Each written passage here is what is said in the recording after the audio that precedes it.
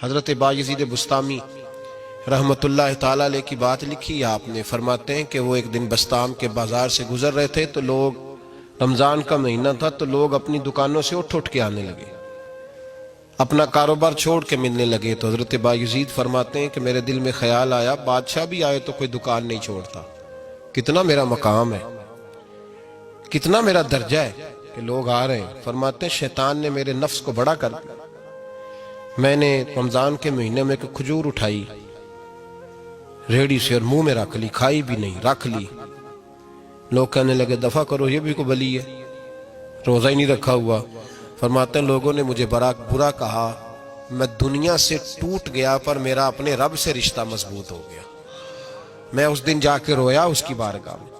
تو یہ جو ہے نا تعریف کا چکر، شیخ سعدی فرمایا کرتے تھے لکڑی کو گھن کھاتی ہے اور بڑے لوگوں کو تعریف کھا جاتی ہے۔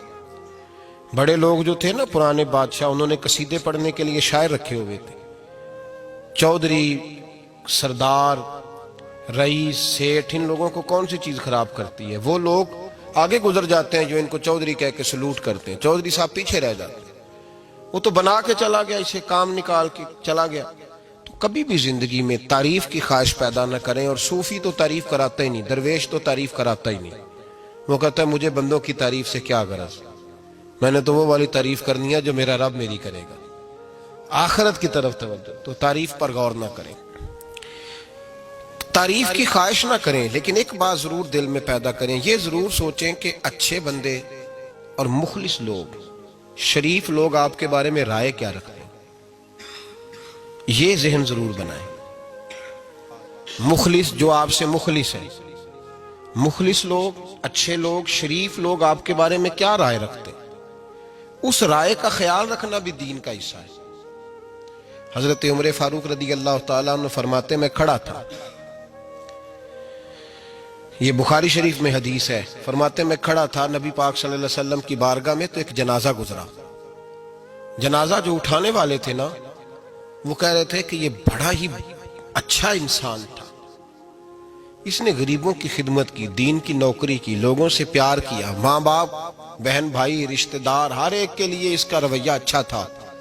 فرماتے ہیں نبی پاک صلی اللہ علیہ وسلم نے جنازہ اٹھانے والوں کی بات سن کے فرمایا واجبت، اس پر واجب ہو گئی۔ حضرت فاروق اعظم رضی اللہ تعالیٰ عنہ فرماتے ہیں تھوڑی دیر کے بعد ایک اور جنازہ گزرا، تو جنازہ اٹھانے والے کہہ رہے تھے بڑا شریر آدمی تھا، زبان کا برا، دھوکے باز، فراڈیا، بے ایمان، مال کھانے والا لوگوں کا، لوگ یہ باتیں کر رہے تھے۔ نبی پاک صلی اللہ علیہ وسلم نے فرمایا واجبت، اس پر بھی واجب ہو گئی۔ حضرت عمر کہتے ہیں جنازے گزر گئے دونوں، میں نے عرض کی یا رسول اللہ صلی اللہ علیہ وسلم، جس کو لوگ اچھے جملوں سے یاد کر رہے تھے اس پر بھی واجب ہو گئی، اور جس کو لوگ برے جملوں سے یاد کر رہے تھے اس پر بھی واجب ہو گئی۔ تو محبوب نے وہاں لفظ ارشاد، یہ بخاری کے لفظ ہے، فرمایا انتم شہداء اللہ فی الارض، فرمایا عمر تم لوگ زمین پر میرے اللہ کے گواہ ہو، تم لوگ، چونکہ اشارہ حضرت عمر کی طرف ہے تو اس سے مراد نیک لوگ، اس سے مراد پرہیزگار لوگ، اچھے لوگ۔ انتم شہداء اللہ فی الارض، تم لوگ زمین پر اللہ کے گواہ ہو۔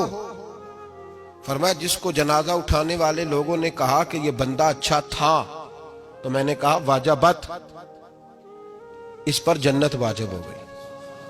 اور جس کو جنازہ اٹھانے والے لوگوں نے کہا شریر تھا، برا تھا، نالائق تھا، تکلیف دیتا تھا، چونکہ تم زمین پر اللہ کے گواہ ہو، تو میں نے کہا واجبت، اس پر جہنم واجب ہو گئی۔ اپنے مخلصین کے بارے میں ضرور یہ خیال کریں کہ ان کی آپ کے بارے میں رائے کیا ہے۔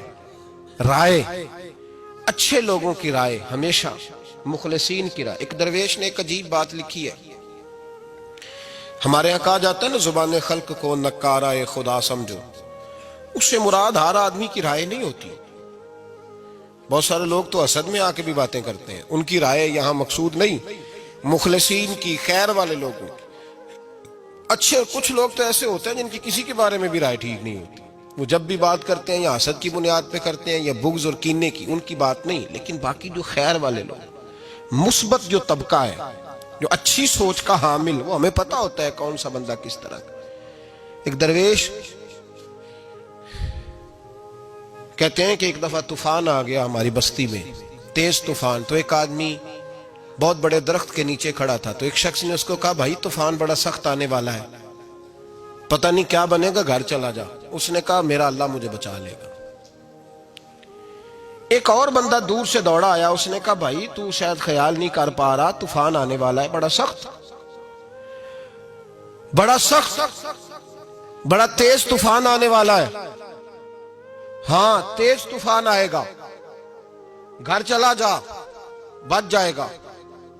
اس نے کہا میرا اللہ بچائے گا.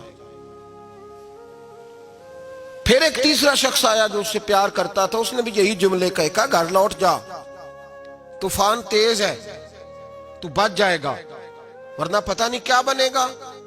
3 لوگوں نے پیغام دیا, اس نے تیسرے کو بھی کہا میرا اللہ مجھے بچائے گا. اب وہ لوگ تو چلے گئے, اچانک طوفان تیز آیا, درخت کا ایک بہت بڑا حصہ ٹوٹا, موٹی لکڑی ٹوٹی اس کے سر پہ لگی, بندہ انتقال کر گیا. لوگ بحث کرنے لگے کہ اس کا تو یقین ہی بڑا کامل تھا, اس نے تو 3 دفعہ کہا تھا میرا اللہ مجھے بچائے گا, پھر مر کیسے گیا؟ تو وہ درویش اٹھے, وہ کہنے لگے وہ جو 3 پیغام اسے ملے تھے نا گھر چلے جا, وہ رب کی طرف سے ملے تھے. وہ جو 3 مخلصین نے اسے آ کے کہا تھا نا کہ بچ جا اس گلی سے, تو وہ بھی آوازیں قدرتی تھی, وہ بھی اسے اللہ. دیکھے نا رب کریم کوئی زمین پر اتر کر سامنے کھڑے ہو کر تو کلام نہیں نہ کرتا, وہ کسی نہ کسی رنگ میں, کسی نہ کسی انداز میں اپنے بندوں کو کسی نہ کسی وسیلے سے پیغام دیتا ہے نا. تو وہ 3 پیغام جو آئے تھے تو اسے اس نے کیوں نہیں نکارا ہے خدا سمجھا, وہ گھر کیوں نہیں گیا؟ جب تیرا مخلص تجھے روز پیغام دیتا ہے کہ تو بچ جا اس گلی سے, تو اگر نہیں نہ بچتا تو پھر تو آواز قدرت پر لبیک نہیں کہہ رہا. اگر تیرا بڑا پیارا تجھے روز سمجھاتا ہے نا کہ یہ گلی چھوڑ دے, یہ تیرے والی نہیں, اور تو پھر بھی اسی گلی سے گزرتا ہے, تو پھر تو کچھ ایسی باتوں کو کچل رہا ہے جو تیرا بڑا نقصان کرے گا. بھائی مخلصین جب بات کریں تو ان کی بات کا خیال رکھ, غور کیا کر. تیرے مخلص تیرے بارے میں حضرت عبداللہ ابن عمر, حضرت عمر کے بیٹے تھے. حضرت حفصہ نبی پاک صلی اللہ علیہ وسلم کی زوجہ ہے, حضرت عمر کی بیٹی ہیں. ایک دن حضرت عبداللہ ابن عمر کہنے لگے حفصہ نبی پاک صلی اللہ علیہ وسلم سے پوچھنا ان کی میرے بارے میں کیا رائے ہے, اچھے لوگوں کا خیال کرنے. دیکھیں نا حضرت ابو بکر نے بھی ایک دن حضرت بلال سے کہا تھا حضور سے پوچھ کے بتانا, اور یار تم کبھی خیال ہی نہیں کرتا اس بات کا. فرمایا پوچھ کے بتانا ابو بکر کے بارے میں ان کی رائے کیا ہے, پوچھ کے بتانا, پتہ تو چلے, ان سے بات کرنا. ہم نے کبھی سوچا ہے ہماری اماں ہمارے بارے میں کیا سوچتی ہے؟ کتنے بد نصیب ہیں وہ بیٹا جس کے ماں باپ اس سے بات کرتے ہوئے ڈرتے ہیں کہ پتہ نہیں کہاں سے بولے گا. کبھی ہم نے سوچا ہے کہ ہمارے اساتذہ اور مشائخ کا ہمارے بارے میں رویہ کس طرح کا ہے؟ ہر استاد کو کھڑا کر کے کبھی کہا نہیں جا سکتا کہ جا میرا بیٹا میرے لیے فلاں چیز لے کے آ.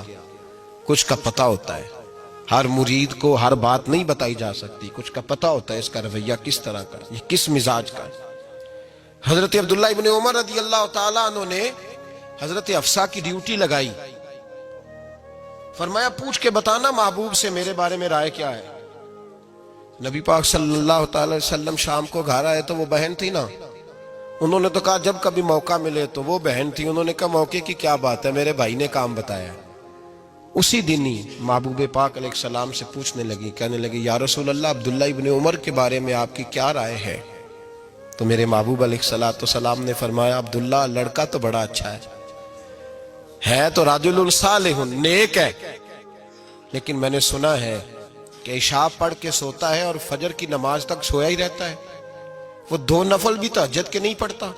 فرمایا یہ اس کی کمزوری مجھے پسند نہیں, یہ اس کا انداز مجھے بھلا نہیں لگتا, یہ خامی ہے اس کی کہ عشاء کے بعد غافلوں کی طرح بستر پہ لیٹتا ہے اور پھر فجر تک لیٹا ہی رہتا ہے. اس کو چاہیے کچھ وقت اٹھ کے رب کی عبادت بھی کرے.